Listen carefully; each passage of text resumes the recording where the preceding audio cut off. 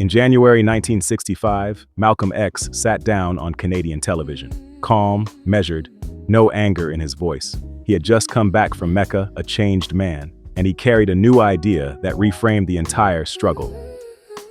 3 weeks later, he was dead. This is the strategy he laid out that night on live television, and it may be the reason they killed him.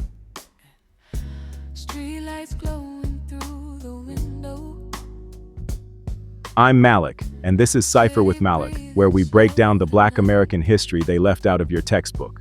Today, the interview Malcolm gave weeks before his assassination, and the single distinction inside it that terrified Washington.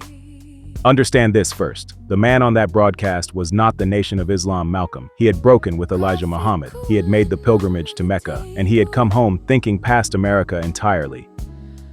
To understand the interview, you have to understand where he was standing. He wasn't preaching separation anymore. He was building something new. And he was no longer asking one nation for permission. He was thinking about the whole world. He told the panel the story plainly. He had tried to reach Mecca on his own and hit a wall. He wasn't born a Muslim. He didn't speak Arabic, but he had become known. I became a guest of the state, a guest of Prince Faisal. They brought him before the Hajj Committee, the court that examines your belief before you're allowed into Mecca. He passed, and what he saw there rearranged how he thought about race itself. Pilgrims of every color, worshiping as equals. The problem, he realized, was never skin, it was power. Back home, he built a vehicle for the new thinking, not a mosque, an organization. We formed a group known as the Organization of Afro-American Unity. It's non-religious. Any Negro can belong to it.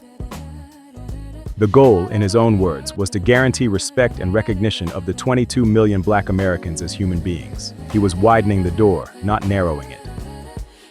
And then he said the thing that made the powerful nervous. He said the problem of the Black man in America was beyond America's ability to solve. It's a human problem, not an American problem or a Negro problem. So it should be taken out of the jurisdiction of the United States courts and taken into the United Nations, the same way the world was already hearing the cases of South Africa and Angola. Our problem is one not a violation of civil rights, but a violation of human rights. Read that again. Civil rights is a domestic matter. America grades its own paper. Human rights is a world matter, and it puts America in the dock before every other nation on earth. Not only are we denied the right to be a citizen, we're denied the right to be a human being.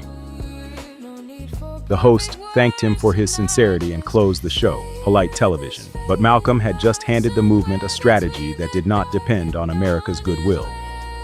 Weeks later, on February 21, 1965, he was assassinated in Harlem. We can't hand you a single motive. But the man on that broadcast was no longer asking for a seat at America's table. He was preparing to try America in front of the world. Civil rights asks, human rights charges. 60 years later, that distinction still decides who has to beg and who gets to hold power accountable. If this reframed anything for you, sit with it. Then come decode the next one with me. Subscribe, and I'll see you there.